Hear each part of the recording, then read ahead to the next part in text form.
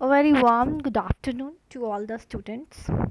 बच्चों, last lecture में हमारा फर्स्ट चैप्टर जोलॉजी का ह्यूमन रिप्रोडक्शन कंप्लीट हो चुका है. Now we are with the second chapter of botany, that is genetics. So आज हम जेनेटिक्स शुरू करने जा रहे हैं. सो चैप्टर शुरू करने से पहले आपको कुछ बेसिक चीज़ें पता होनी चाहिए. कुछ बेसिक डिफाइंस हैं, टर्म्स हैं, उनके बारे में आपको पता होना चाहिए. And what is basically the chapter meant for genetics. है क्या जेनेटिक्स? ठीक है. So genetics is basically the study.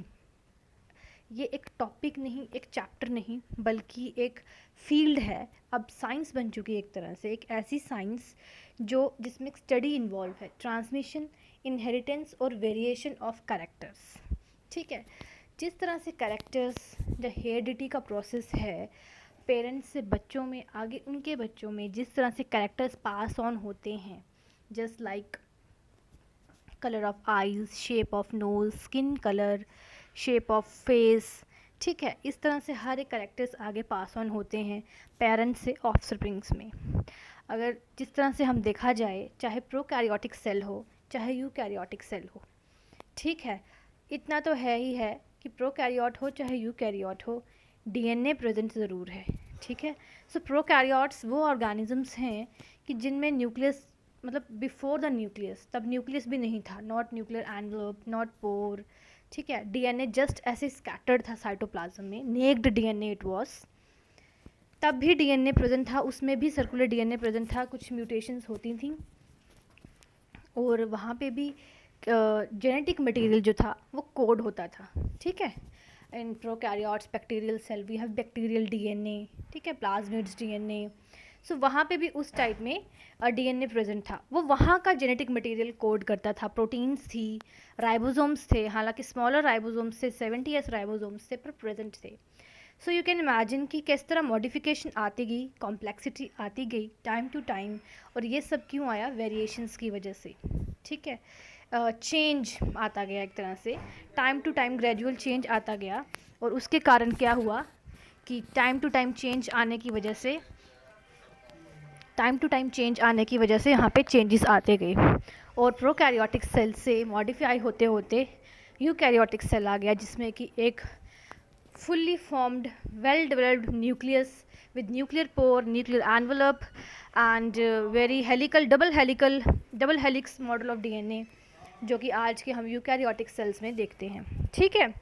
So evolution, इस तरह से एवोल्यूशन आता गया और इस तरह से चेंजेस आते गए और जीन्स की इस तरह से मॉडिफिकेशन होती गई. सो जेनेटिक्स बेसिकली यही है, एक ऐसी साइंस है जिसमें स्टडी होती है ट्रांसमिशन, कि किस तरह से कैरेक्टर्स आगे ट्रांसमिट होते हैं. ठीक है. पेरेंट्स में कुछ जो कैरेक्टर्स हैं वो कैसे बच्चों में ट्रांसफ़र होते हैं. उसके बाद इनहेरिटेंस क्या होता है? हेरिडिटी, क्या इनहेरिट करना. जिस तरह से पेरेंट्स में मौजूद है वो चीज़ हमें भी आ जानी, फिर हमारे से आगे हमारे बच्चों में आ जानी. सो इस तरह से इनहेरिटेंस और वेरिएशंस, चेंजेस, जो भी चेंज आ रहे हैं, चाहे वो जिस भी तरह के चेंज हो, परमानेंट हो, टेम्प्रेरी हो, नेचुरल हो, आर्टिफिशियल हो, किसी भी तरह के क्यों ना हो, वो चेंजेस, इन सब की स्टडी को हम जेनेटिक्स कहते हैं. जेनेटिक्स बेसिकली वर्ड ड्राइव्ड है, मीन्स कि जीन. ठीक है. ये वर्ड तब से है जब शायद जेनेटिक्स के बारे में किसी को पता भी नहीं था.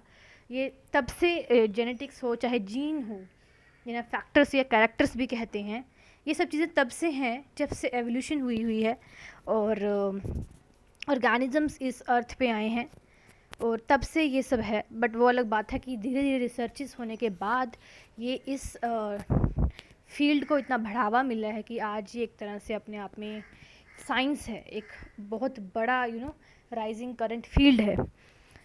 सो इस तरह से चेंजेस आते गए. So from lower simple organisms to higher complex organisms, there is a long process and a story which narrates that there is changes, there is evolution, there is change, and it is due to the genetic makeup. हर इंसान दूसरे इंसान से अलग है due to genetic makeup. कोई भी इंसान दूसरे इंसान से बराबर नहीं है, चाहे पेरेंट्स हों चाहे बच्चे हों. इवन कि एक ही माँ से निकले हुए दो जुड़वा बच्चे भी आपस में टोटली सेम नहीं होते. मोनोजाइगोटिक ट्विंस भी सेम नहीं होते हैं, they are also not same. कुछ ना कुछ चेंजेस उनमें आते हैं, चाहे क्रोमोसोमल चेंजेस होंगे उस टाइम पे, ठीक है, जब क्रोमोसोम सेग्रीगेट हो रहे होते हैं तब चेंजेस आएंगे, बट चेंजेस होते हैं, ठीक है। सो यही ये ब्रांच है, यही सब्जेक्ट है, जो डील करता है इन सब चीज़ों को। और सबसे बड़ी बात कि इस पूरे कॉन्सेप्ट को, इस पूरी साइंस को आगे लाने के लिए जिसमें इनका सबसे ज़्यादा योगदान जो था वो एक ही आदमी का है, और वो हैं ग्रीगर जॉन मैंडल, ठीक है। So he is known as a father of genetics. ये पहले ऐसे मात्र इंसान थे जिन्होंने जेनेटिक्स के बारे में बताया, जीन वर्ड लेके आए, जिस टाइम पे उसे फैक्टर कहा जाता था, और इन्होंने ये word factor, characters, gene, genetics, ये सब इंट्रोड्यूस करवाया, स्टडी की। हालांकि ये एक मोनास्ट्री में थे और मॉन्क थे, वहाँ पे भी स्टिल इन्होंने मतलब अपनी जो ऑब्जर्वेशंस के कारण उन्होंने ऑब्ज़र्व किया कि उनके गार्डन में एक पी प्लांट है। इनकी मोस्ट ऑफ द जितने भी एक्सपेरिमेंट्स हैं पी प्लांट पे हैं, ठीक है, पी प्लांट पे ही इनकी ऑब्जर्वेशंस हैं, और उन्होंने वहाँ पे देखा कि कुछ उनको कैरेक्टर्स ऐसे 2 कैरेक्टर्स दिखे ऐसे, जिनसे उन्होंने 7 साल तक एक्सपेरिमेंट्स किए। देन ही कॉन्क्लूडेड, और बहुत सारे ऐसे पॉइंट्स हैं, बहुत यूज़फुल पॉइंट्स हैं, और जो उन्होंने बताए, एक्सप्लेन किए, और आज ये फील्ड इतनी ब्रॉड फील्ड है and very current and very rising field it is. So it's all because of father of genetics, that is Gregor John Mendel. But इन्हें सराहना नहीं मिली और ड्यू टू सम रीजंस, शायद उस टाइम पे वो बायोलॉजिस्ट भी नहीं बाकियों को पता था कि एक्चुअली इनका क्या काम कर रहे हैं, ये कर क्या रहे हैं, उन्हें भी शायद नहीं पता था। सो उनकी डेथ के बाद ये चीज़ सबको समझ में आई, and that's why he is known as father of genetics. सबसे पहले कॉन्सेप्ट यही लेके आए थे। एंड जेनेटिक्स में ये तो सुन लिया, बट ट्रांसमिशन क्या होती है? ट्रांसमिशन होता है किस तरह से कैरेक्टर्स आगे जाते हैं, ठीक है। और इनहेरिटेंस और हेरिडिटी, इसका क्या मतलब है? ये इस तरह से है कि ये दोनों एक साथ चलते हैं, वाइस वर्सा, चाहे इनहेरिटेंस हो चाहे हेरिडिटी हो, ठीक है। सो हेरिडिटी एक ऐसा प्रोसेस है कि एक इनहेरिटेंस का प्रोसेस है जिसमें कैरेक्टर्स की ट्रांसमिशन होती है जनरेशन से जनरेशन, ठीक है। सो मेंडल ने 7 फंडामेंटल कैरेक्टर्स को चूज़ किया था पी प्लांट के लिए, अपनी जेनेटिक एक्सपेरिमेंट्स के लिए, ठीक है। जैसे character length of the plant, तो इसके लिए भी एक कैरेक्टर के लिए 2 जीन्स थे, like tall and dwarf, shape of the seed round and wrinkled, colour of the seed green and yellow, position of the flower axillary and terminal, color of the flower colored and white, shape of the pod inflated, constricted, and color of the pod, that is yellow and green. So you can see कि किस तरह से ये process हुआ है।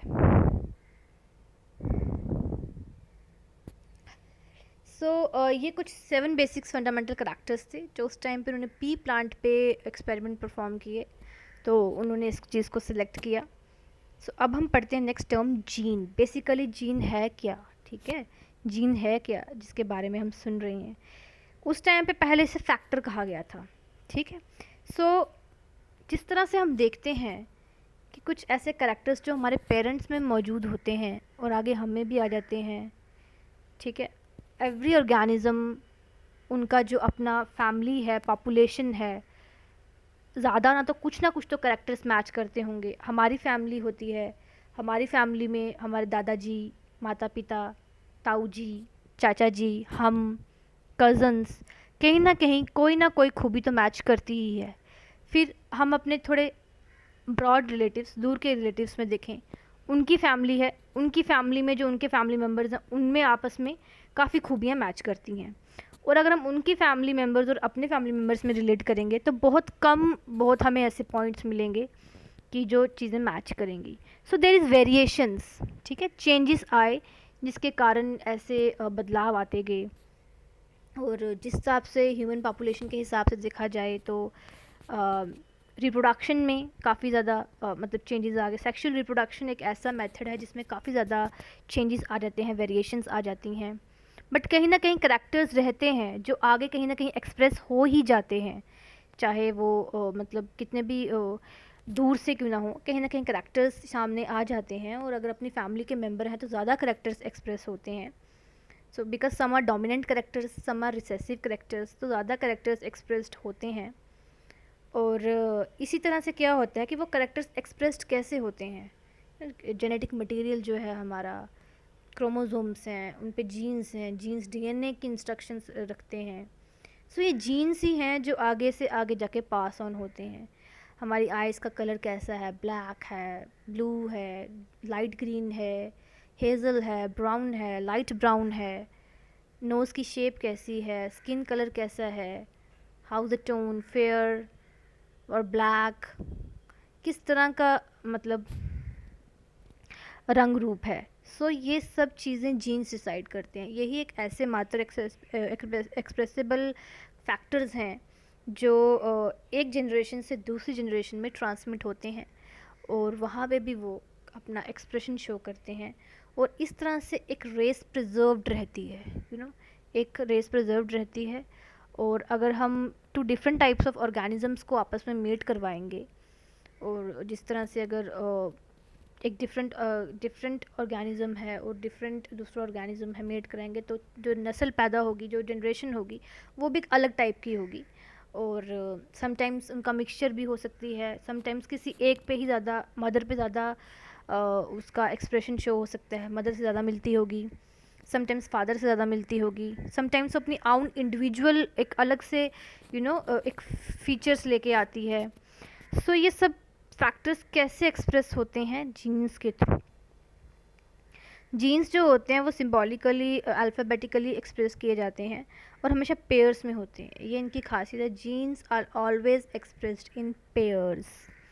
एक character के लिए एक पेयर जिम्मेदार होता है। लाइक टॉल है तो डबल टी, ठीक है, 2 बार डबल टी आएगा, कैपिटल वाला। Now gene locus, the point at which the pair of genes are present. Gene locus वो पॉइंट है जहाँ पे दो जीन्स या जीन्स का पेयर जो है वो प्रेजेंट होता है, ठीक है, एक वो पॉइंट है ये।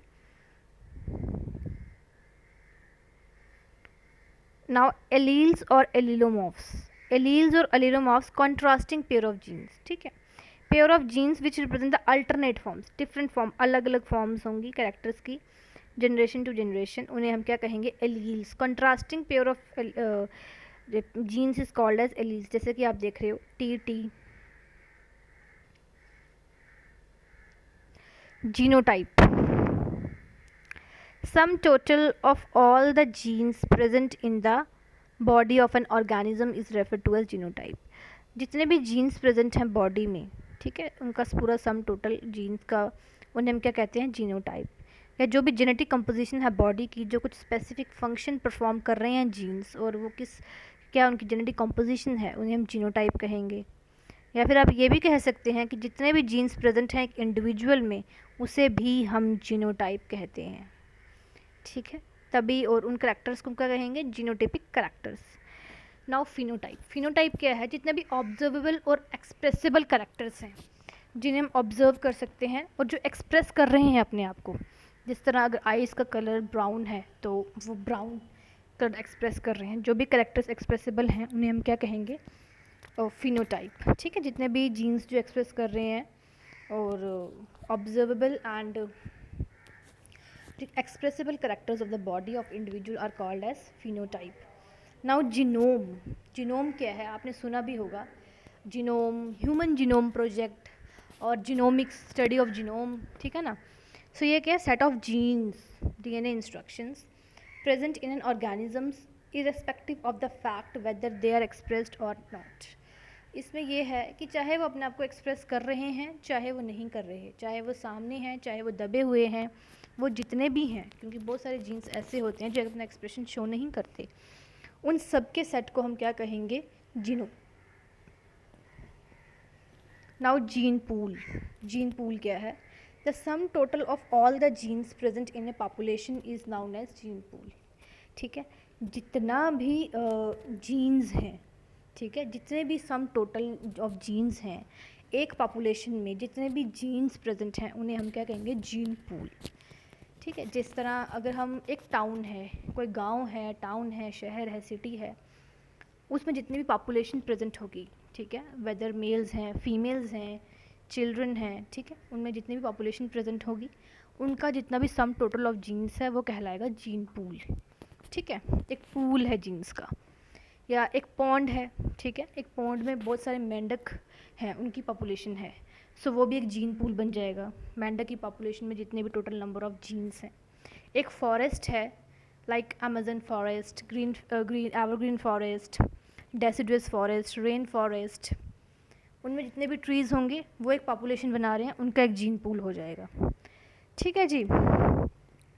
Now we are with the dominant genes. अब जीन्स भी दो टाइप्स के हैं, एक है डोमिनेंट जीन्स, एक है रिसेसिव जीन्स।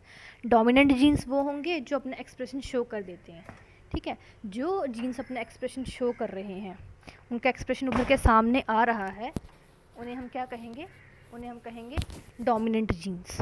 और जो जीन्स अपना एक्सप्रेशन शो नहीं कर पा रहे हैं वो रिसेसिव जीन्स में आ जाते हैं। तो डोमिनेंट जीन्स जो हैं वो अपना एक्सप्रेशन शो कर देते हैं और बाकी जितने भी कंट्रास्टिंग जीन्स के प्रेजेंस में उन्हें फ़र्क नहीं पड़ता, वो अपना एक्सप्रेशन शो करते हैं और बेसिकली कैपिटल अल्फ़ाबेट से डिनोट किए जाते हैं, लाइक टी टी, ठीक है, कैपिटल वाई वाई, टॉल के लिए double T, capital double T आएगा। रिसेसिव जीन्स, ये जीन्स वो जीन्स हैं जो अपने एक्सप्रेशंस, अपनी प्रेजेंस शो नहीं कर पाते बाकी के कंट्रास्टिंग डोमिनेंट जीन्स के सामने।